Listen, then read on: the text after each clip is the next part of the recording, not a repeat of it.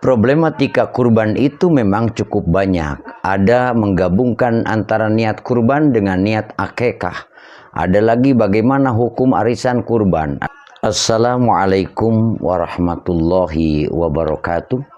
Alhamdulillahi rabbil alamin. Allahumma salli ala sayyidina Muhammadin wa ala alihi wa ashabihi ajmain.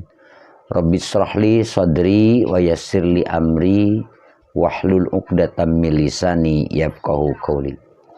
Pemirsa dan para sahabat dimanapun berada, mudah-mudahan dalam keadaan sehat walafiat.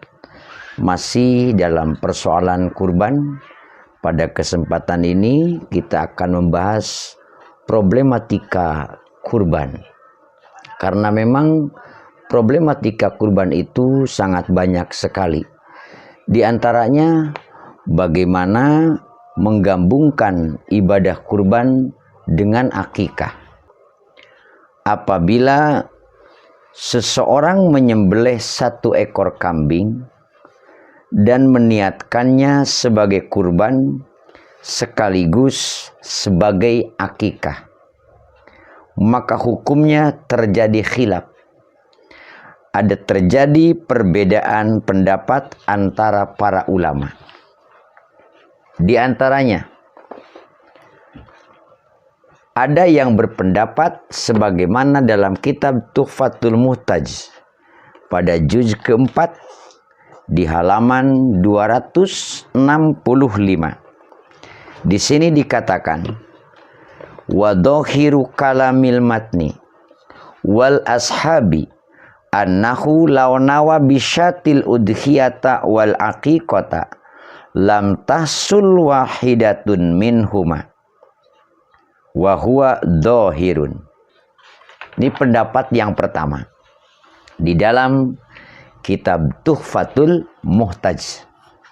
Baik, menurut pendapat Imam Ibnu Hajar Al-Haytami, tidak satu pun dari keduanya yang sah. Hal ini karena masing-masing kurban dan akikah ini adalah merupakan kesunatan yang mandiri dan mempunyai tujuan yang berbeda. Li'anna kula minhuma sunatun maksudatun wa li'anal qasda bil udhiyati ad-diyafatu al-amatu wa minal aqiqati ad-diyafatu al-khassatu. Dikatakan bahwa tujuan kurban adalah memberikan jamuan yang bersifat umum, sedangkan tujuan akikah adalah memberikan jamuan yang bersifat khusus, yaitu dalam acara kelahiran bayi. Apalagi keduanya juga berbeda dalam beberapa hal, termasuk dalam pembagian. Kalau kurban dibagikannya daging segar, daging mentah, dan kalau akikah yang sunnah dibagikannya itu adalah setelah dimasak dengan rasa manis sedikit.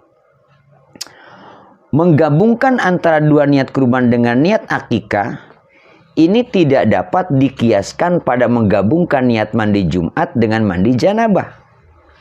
Beliau mengatakan bahwa wabihada yatadihu ar-raddu ala man za'ama husulahuma wa qasahu ala ghusl jum'ati wal janabati ala annahum sarrahu bi anna mabnat taharati ala tadakhuli fala yuqasu biha ghairuha. Dikatakan bahwa tidak dapat dikiaskan pada menggabungkan niat mandi Jumat dengan mandi janabah. Kurban dengan akikah tidak bisa dikiaskan ke situ, karena bagian dari toharoh, bersuci. Praktek bersuci satu sama lain bisa saling memasuki, disebutnya tadakhul. Oleh karena itu, hal-hal di luar bersuci tidak dapat dikiaskan dengan bersuci. Ada juga pendapat yang kedua. Kita lihat di dalam kitab Syarwani Wabni Qasim Al-Abadi dalam syarah Tuhfatul Muhtaj. Bisyarhil Minhaj pada juz ke-12 di halaman 292. Di sini dikatakan khilafan lin nihayati ibaratuhu walau nawa bisyatil madbuhati al udhiyata wal aqiqata hasola khilafan liman za'ama dan seterusnya. Nah, ini menjelaskan bahwa menurut pendapat Imam Syamsuddin Ar-Ramli, kedua-duanya sah sebagai kurban dan sebagai akikah. Kita jangan terlalu kaku dengan perbedaan, biarkan perbedaan itu tetap ada, karena itu bagian daripada kekayaan intelektual, bagian kekayaan pengetahuan yang luar biasa dari para ulama. Mau ngambil pendapat yang mana? Ya silahkan, kedua-duanya juga madhab Asy-Syafi'i. Selanjutnya, bagaimana arisan kurban? Arisan kurban, yang dimaksud hukum arisan kurban seperti praktek yang berjalan di masyarakat, maka itu hukumnya diperbolehkan. Kita bisa melihat dalam Hasyiah Qalyubi atau Hawashi Asyarwani, termasuk di Nihayatul Muhtaj yang sudah dirangkum, itu ada penjelasan-penjelasan mengenai hal itu.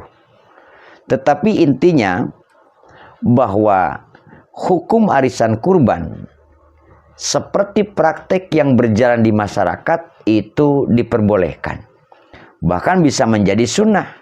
Karena ada unsur ta'awun, artinya saling tolong menolong satu dengan yang lain.